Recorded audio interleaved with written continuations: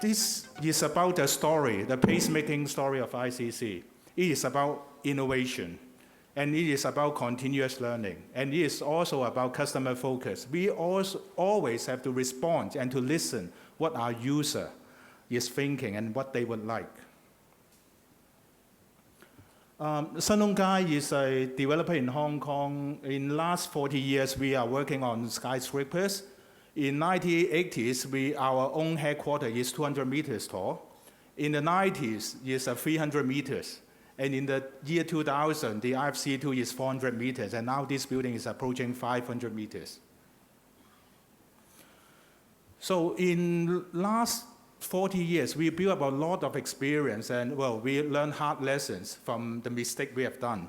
So this map shows the development along in now we call TOD, transit-oriented development, that we have done in different parts of Hong Kong, from the New Territories to the very core Central and Kowloon. And this shows what we have done in China.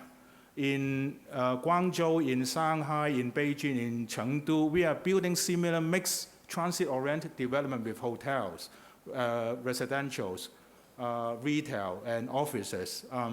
Some approaching 300 meters in China, less than ICC. Also one in Singapore. So what is ICC? So we have a video showing the story of ICC in a brief form. So let's see the video. This is only a 7-minute video.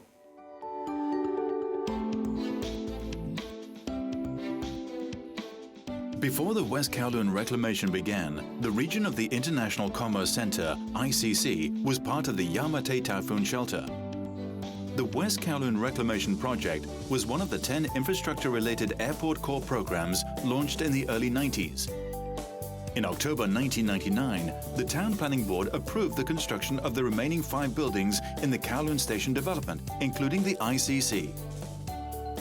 In 2000, despite the downward economic outlook, Sun Lung Kai Properties won the right to develop the packages 5, 6 and 7 in the Kowloon Station Development Project and agree with MTRC to develop the final 3 packages as one single development with a unified design. SHKP decided to build an iconic landmark building for the future of Hong Kong, the ICC. The design and quality of ICC would be of world-class standards, offering the users a superior living and working environment. Among the design proposals submitted by the top architects in the world, SHKP chose a design by KPF of New York. KPF's design proposed to transfer the floor areas of the 2 central towers to the remaining 3 towers. This opens up the internal view corridors and creates a central garden. 2 of the 3 towers would become the Kowloon, W Hotel, and the Harbour View Place today. KPF's design also provided ICC with more floor area and a more efficient layout. ICC's height reaches 490 meters above sea level. The main tower fully utilizes design functionality with a square plane and only 8 giant columns.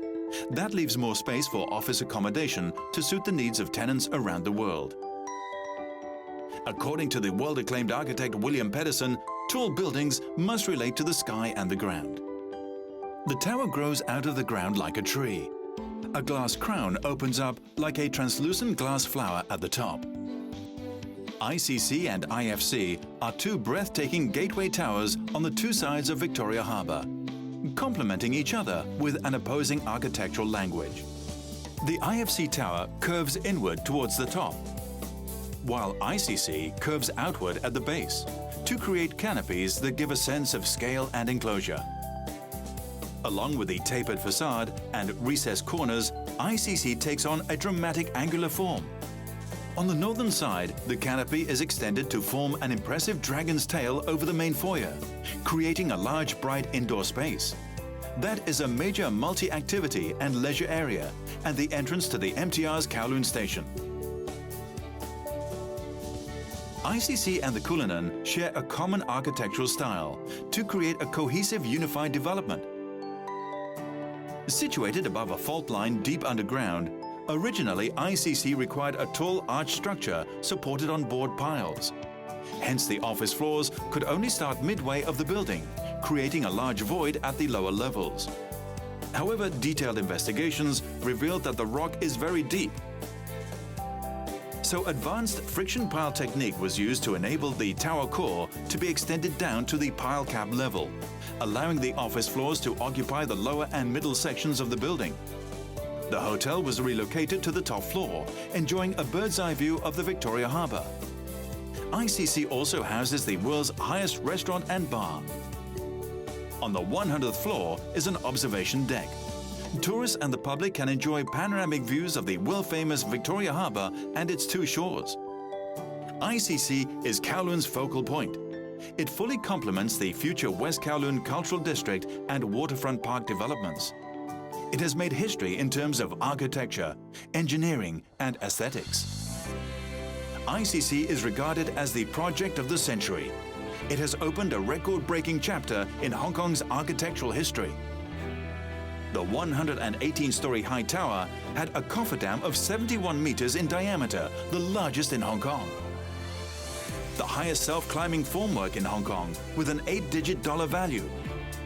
All the materials used are of world-class standards.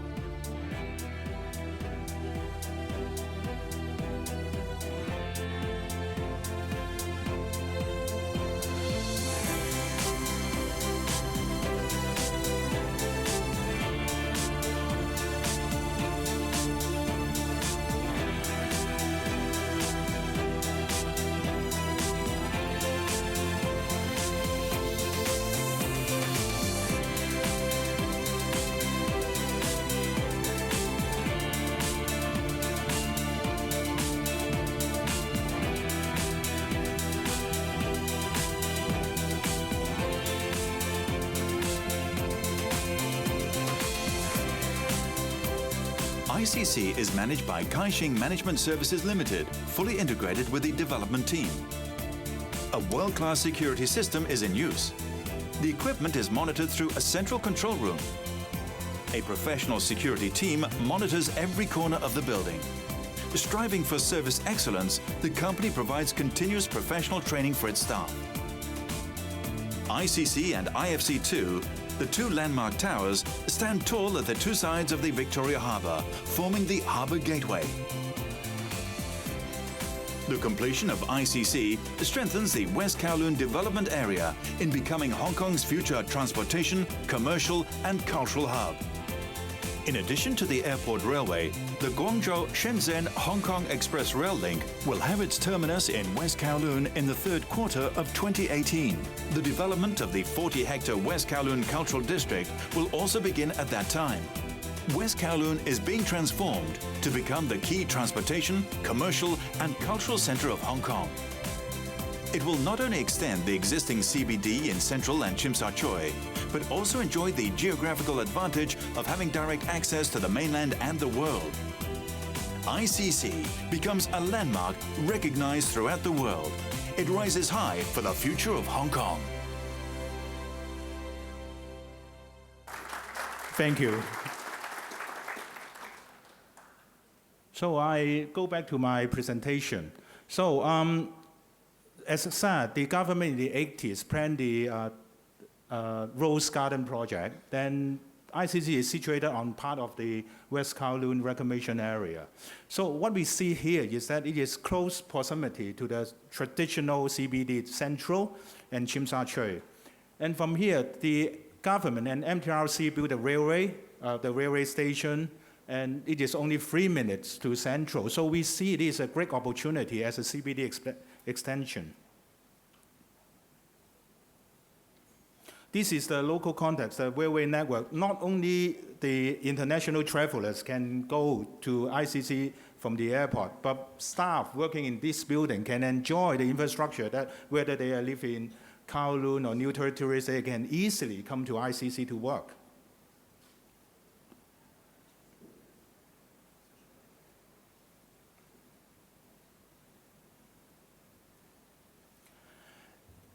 As part of the Airport Core project, MTRC in the 90s developed a master plan for Kowloon Station.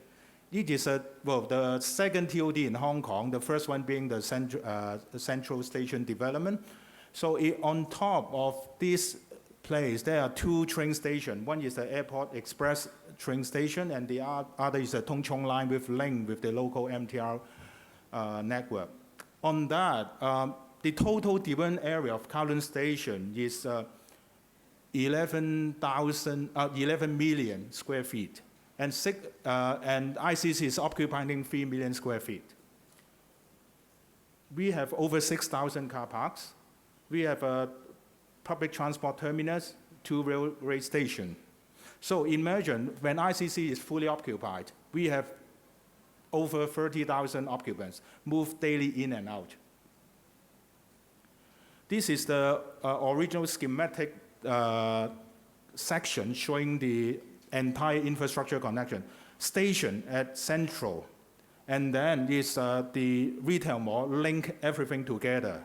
And on top of the retail mall is the park, residential building, hotel, service apartment, ICC, and Ritz-Carlton Hotel. When is ICC built? Our group make three bold decisions. The first bold decision is in the year 2000, we acquired a piece of land. And then at year 2003, that we decide, it is at the time of SARS in Hong Kong, it is the most pessimistic time of Hong Kong. The board decided to build ICC. And then the third bold decision is to decide the building to be complete in phases. Our survey in Hong Kong shows that every year Hong Kong will intake approximately 1 million square foot of office space in Hong Kong, but ICC itself means 3 years of office supply. So the board decided to separate it in phases, and subsequently we carry out similar study for Osaka. The Grand Fund Osaka compete in one go, and the year Grand Fund Osaka completed, the office rent of the entire Osaka dropped by 18%. This shows the timing. How important is the timing? So the blue line shows the market rent index for Central, for CBD. The first major decision is acquire the land, which is after the Asia financial crisis, acquire the land. And at the time of SARS, we decided to build this building. And we managed to complete all the 3 big deals, the Morgan Stanley, Credit Suisse, and Deutsche Bank, before the financial crisis in Wall Street. So David is with us at the time. He feel our stress at the So how is ICC perceived? So Sun Hung Kai is a developer of vertical integration. We have all the experts under one roof. So I am in the middle, the project office, looking after the development of this building. And the left side, we have hotel management, who help us to manage Ritz-Carlton and W. Office leasing, looking after all the office tenants. Service apartment, looking after the Harbour View Place. Retail leasing, looking after the mall. And ODAT management, looking after this stack. At the other side, we have our consultants. At the time, it's over 50 consultants. We have to manage 50 consultants all over the world. And for construction, we have our own in-house construction department managing over 800 subcontractors and 6,000 workers on site. And we have our own building management who, at the early day, they show that they input how we can do it better to facilitate a subsequent management. And now they are taking up the management of this building. Okay, the architecture, I will not be talking a lot on this as David is here, but we like KPF design. I said first is, well, you can do any shape, but it has to be a square. Okay, David knows. Okay, as demonstrate, when we do the survey, that the square shape is easily for the corporates to plan their own desks, plan their rooms, had corner offices, but still KPF articulate the square. They have notches, so we, instead of having 4 corner offices, now we can have 8 corner offices. Okay, with the notch, KPF told us that this building is more aerodynamic. So this is how the form comes. And also the shingle curtain wall give the building scale and also give us shade and more environmentally friendly. The shingle curtain wall, Arrival Plaza, the Dragon Tail,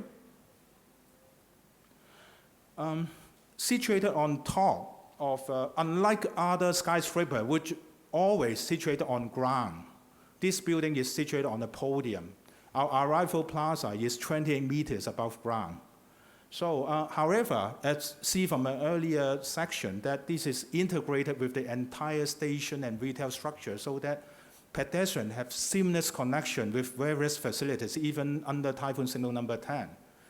At one day, 2 years ago, and Typhoon Signal number 10, workers come to this building via the MTR, and 2,000 workers is working in this building.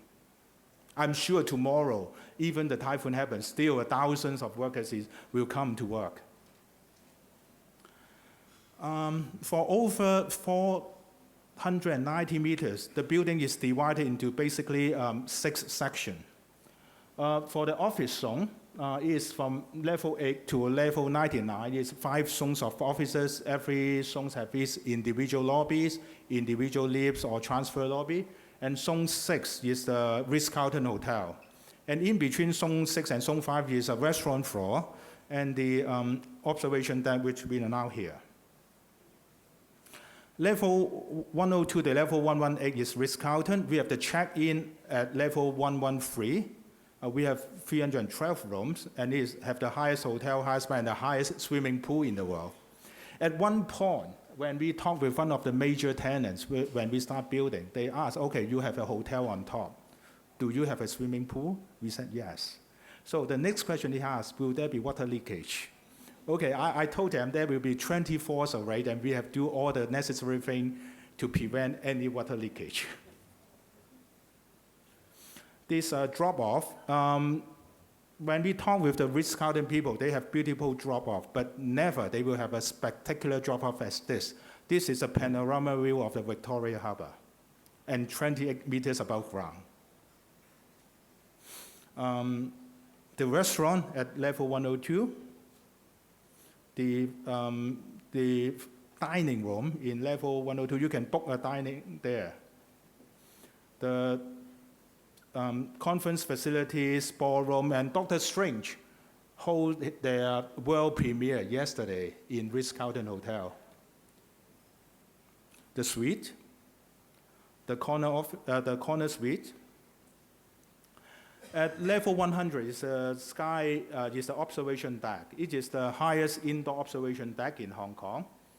And here has 360 degrees of panorama view of Hong Kong. At the one side, you can see the acclaimed Victoria Harbour, and the other side you can see Kowloon and the Lion Rock. And also you can see the fireworks of Disney 8 p.m. at the evening.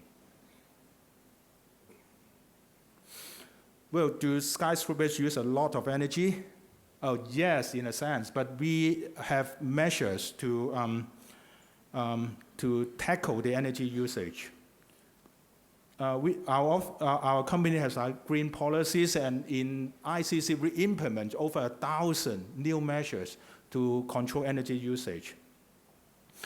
I don't talk in detail, but from this graph you can see ICC compared to other buildings of similar use in Hong Kong, IFC2, Bank of China building, and other financial buildings, and we are the lowest amongst the power per meter square, the power density, we are lowest.